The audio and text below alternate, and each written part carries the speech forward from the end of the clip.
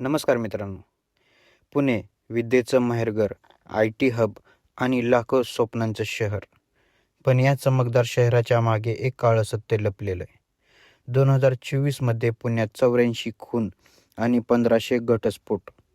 2025 मध्ये खून 90 वर आणि घटस्फोट थेट 2000 पार.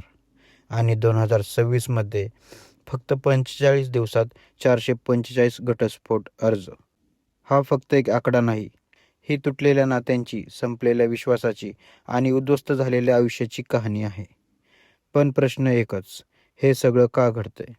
आज पुण्यात कॉर्पोरेट ऑफिसमध्ये एखाद्या विवाहित पुरुषाचं किंवा महिलेचं अफेअर असणं ही आता कॉमन गोष्ट झाली आहे. हो, ऐकायला कठीण आहे, पण हीच सत्य आहे. सकाळी आय लव्ह यू म्हणणारे लोक संध्याकाळी कोणाच्या तरी दुसऱ्या चॅटमध्ये बिझी असतात. घरात एक चेहरा, ऑफिसमध्ये दुसरा चेहरा आणि या दोन चेहऱ्यांमध्ये हळूहळू मरत जातं ते म्हणजे नातं, विश्वास आणि प्रेम. कल्पना करा, रोहन आणि प्रिया, पुण्यातील एक सुखी जोडपं. रोहन IT कंपनीत, प्रिया HR मध्ये. सगळं परफेक्ट होतं. छान घर, चांगली नोकरी आणि एकमेकावर खूप प्रेम. पण हळूहळू बदल सुरू झाला. रोहन नाईट शिफ्टमध्ये बिझी झाला. प्रिया दिवसभर एकटीच. फोनवर बोलणं कमी झालं, भेटणं कमी झालं आणि भावनासुद्धा कमी झाल्या. तेवढ्यात ऑफिसमध्ये नवीन कलीग आला. प्रिया त्याच्याशी बोलू लागली. सुरुवातीला फक्त मैत्री, नंतर सवय आणि मग अफेअर. रोहनलाही काहीतरी चुकीचं वाटू लागलं. त्याने चौकशी केली आणि एक दिवस सगळं समोर आलं. त्या दिवशी फक्त एक नातं तुटलं नाही, तर 2 आयुष्य उद्ध्वस्त झाली. पण हे फक्त रोहन प्रियाचं नाही.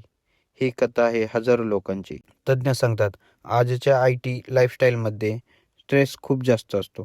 टाईम खूप कमी आहे आणि कम्युनिकेशन जवळपास संपलाय. आणि जेव्हा घरात भावनिक आधार मिळत नाही, तेव्हा माणूस बाहेर सुख शोधायला लागतो. Social media, office bonding, late night chat, हे सगळं सुरुवातीला इनकनेक्ट वाटतं.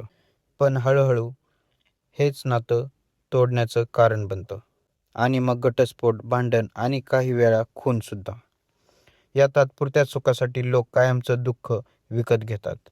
एक चूक, एक डिसिजन आणि सगळं संपतं. घर, कुटुंब आणि भविष्य.